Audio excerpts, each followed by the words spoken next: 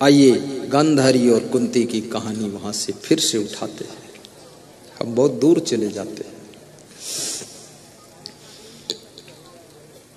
कुंती आकाशवाणी को सुनकर उदास हो जाती है और गांधारी के चेहरे पर खुशियां दौड़ जाती है। जब कुंती घर को आती है, बिस्तर पर लेट जाती है, भोजन नहीं बनाती है उस दिन। भीम भोजन खाने के लिए आते हैं। भीम कहते हैं, माँ भोजन दीजिए। माँ कुछ बोलती नहीं। भीम कहते हैं, बोलती भी नहीं और भोजन देती भी नहीं। तो भीम गुस्सा हो गए और अर्जुन के पास गए, बोले माँ बोलती भी नहीं है, बिस्तर पर लेटी है, कुछ कहती नहीं है, मेरे भूख लगी है, फिर गुस्सा आएगी, मैं चूल्हा फोड़ दूंगा। भीम क्रोधी भी था। भीम का क्रोध और दुर्योधन का क्रोध टकराता है। दुर्योधन घमंड से भरा है, भीम उदंड से भरा है। भीम उदंडी है, दुर्योधन घमंडी है। और घमंडी उदंडी दोनों का जोड़ा मिल जाए तो फिर महाभारत प्रारंभ होता है।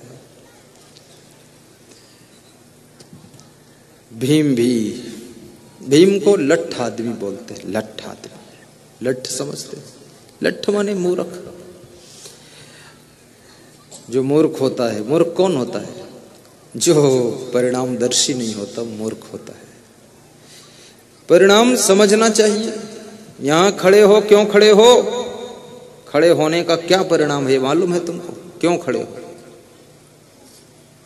ये टांग आगे फैलाया है, क्यों फैलाया है? इस टांग फैलाने से क्या रिजल्ट आएगा? ये प्रवचन के बीच में उतर रहे हो, इसका परिणाम क्या होता है? वक्ता को डिस्टर्ब करते हो। बुद्धि नहीं है, बीच बीच उतरना चढ़ना करते हो। तो परिणाम बहुत कठिन है समझ पाना। और जो आदमी कार्य को करने से पहले उसे रिजल्ट का दर्शन कर लेता है, वो आदमी कभी गलत रिजल्ट वाला कार्य शुरू ही नहीं करता है। कार्य बाद को स्टार्ट कीजिए, रिजल्ट पहले देख लीजिए। ये होना चाहिए जिंदगी में। कितने लोग बिना सोचे विचारे धंधा शुरू कर देते, रिजल्ट समझते नहीं। रिजल्ट भी समझो।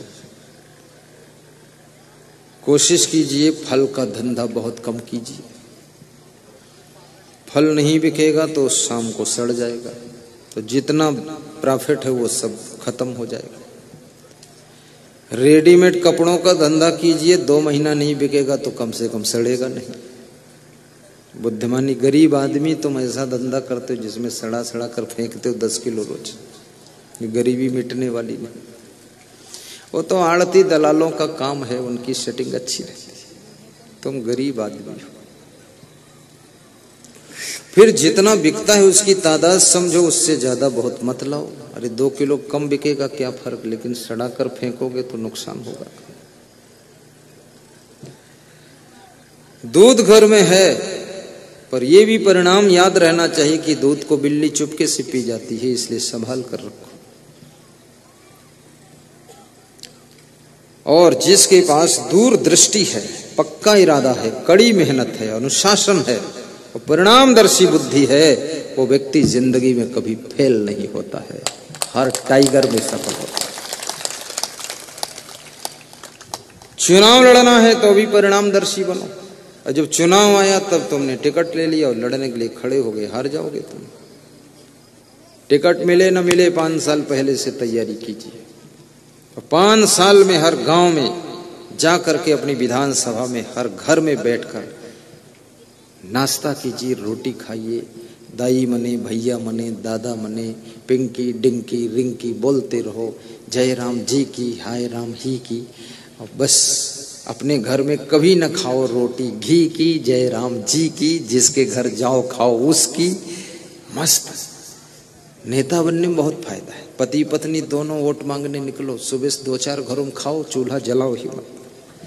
और गरीबों से कहो कि हम सबकी गरीबी मिटा देंगे, सबके घर रोटी रहेगी, बस अपने घर चूल्हा नहीं जलाएंगे, तुम्हारी रोटी भी खा जाएंगे। बहुत चालाक खिलाड़ी नेता बनो। और जिसके घर रोटी खा लोगे वो कहता अरे हमको अपना लिया, हमको अपना बना लिया, हमारे घर आए रोटी खाया। तुमको पता नहीं है तुम्हारे घर का 100 रुपए को और खा के खत्म किया, गरीब बना कर गया बेईमान आदमी। हाँ, ये तो अगर तुमको कुछ देना ही था तो एक घर में एक बार खाओ तो वहां 1000 रुपया दे दो।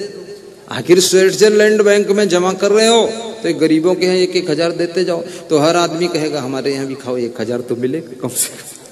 हाँ, और जिसके यहाँ खाओगे 1000 दोगे, वोट तुम्हारी पक्की है।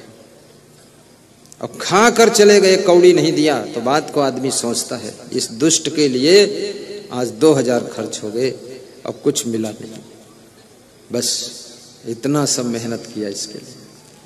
इसलिए नेताजी बनो तो लोगों को थोड़ा चुपके से रुपये भी दे दिया करो, बोरी में भर के ले जाया करो, फेंक दो। मैं तो नेता होता तो है कौन हरा सकता था मुझको, पूरा साफ कर देता विधानसभा, एक ट्राली गड्डियां फेंक देता अंधेरी रात में सबके घर में, चुपके से जाकर दे। 5 साल रुपया ही बांटता और वोट मांगने जाता ही नहीं, सारी वोट हमको मिलती। सारा काम कर डाला। विधानसभा में कम से कम 20,000 लोगों के नाम याद होना चाहिए, पहचान होना चाहिए। 50,000 की भीड़ से बुला लीजिए, ए मनोज ठाकुर इधर आइए, वहां कहां बैठे हो, ऐसे बोलो। कन्हैया ठाकुर कहां हो, आमोद चल इधर, साध्वी मीरा कहां है, बोलना चाहिए। नेताजी को किसी का नाम ही नहीं याद है, उनको और तो छोड़ो अपनी पत्नी का नाम नहीं याद है। ये क्या नेतागिरी करोगे, थोड़ा ये स्मरण शक्ति भी तो बढ़ाओ।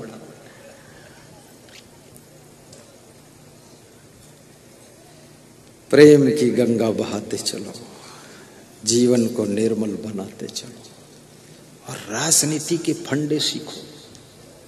हर आदमी राजनीति में क्यों जाता है? बहुत से लोगों को आपने देखा होगा कि पैसा भी है, दौलत भी है, नाम भी है, शोहरत भी, फिर भी राजनीति में घुसे पड़े। क्यों घुसे आपको पता, मुझे पता है।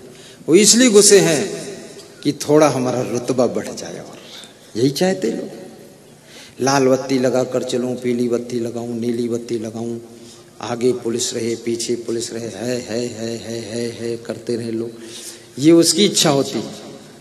तो राजनीति में अगर तुम हाई कमान हो ना, सबको लगाने दो पीली बत्ती, नीली बत्ती, लाल बत्ती, छूट करो, थोड़ा टहलने दो, लोगों को मस्ती लेने दो, और फिर देखो तुम्हारा कार्यकर्ता मजबूत बनेगा, सम्मान पाएगा, स्वाभिमान उसका तंदुरुस्त रहेगा, तुम्हारी जीत बहुत सरलता से हो जाएगी। करना पड़ता है। मैं बहुत से नेताओं को भी कमरे में बिठा कर सिखाता हूँ कि ऐसा बाजी मारो खट काम हो जाएगा। राजनीति सरल है, बिजनेस के फार्मूले भी सीखो। बिजनेस कठिन नहीं है, कुछ नहीं है, कुछ नहीं है, बाएं हाथ का खेल है, दाहिने हाथ की बिजनेस है। बहुत सरल। सबसे पहले दुकान इतनी सुंदर बनाओ, इतनी सुंदर बनाओ, इतनी भव्य बनाओ, इतनी अच्छी बनाओ कि तुम्हारी दुकान की क्वालिटी, सुंदरता बाजार में 1 नंबर की होनी चाहिए। फिर दुकान में सामान ऐसा टॉप का भरो जो मुंगेर में सामान मिल सकता है, वो सामान टोटल आपके संग्रामपुर में मिलना चाहिए। और दुकान के सामने कम से कम 20-30 गाड़ियां खड़ी करने की जगह भी रखो। सड़क पर दुकान मत बनाओ, ग्राहक गाड़ी कहां खड़ी करेगा। और दुकान के नीचे अंडरग्राउंड कर दो, वहां गाड़ियां सबकी ले जाओ, खड़ी कर दो आराम से नीचे तल्ला में। और फिर दुकान पर सफेद बुशर्ट और लाल पैंट पहनकर बैठो, ऐसे मुस्कुराइए कि ससुराल में बैठे हो।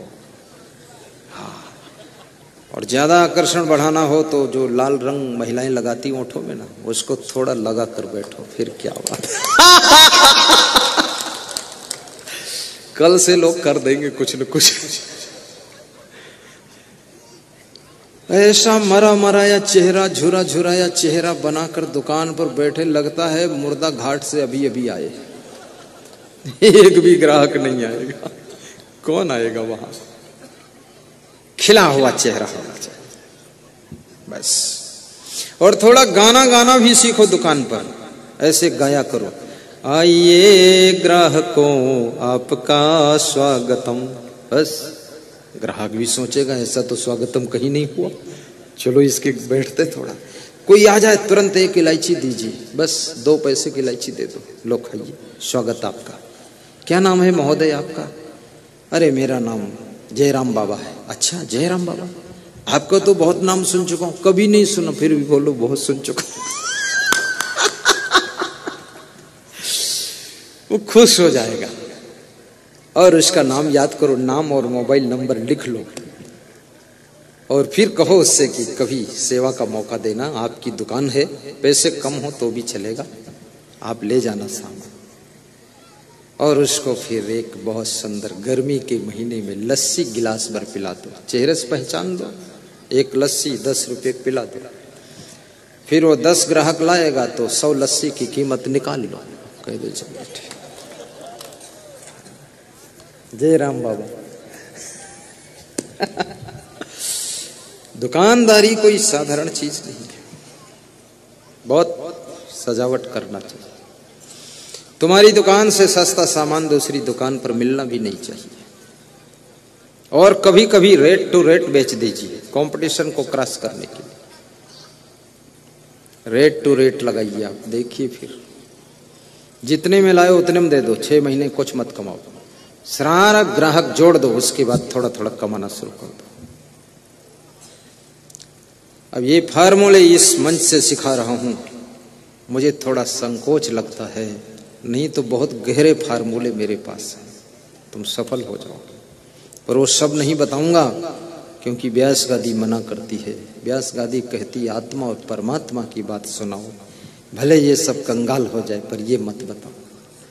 पर मैं जबरदस्ती बता देता हूं कि मेरा भक्त कंगाल ना हो, माला माल रहे।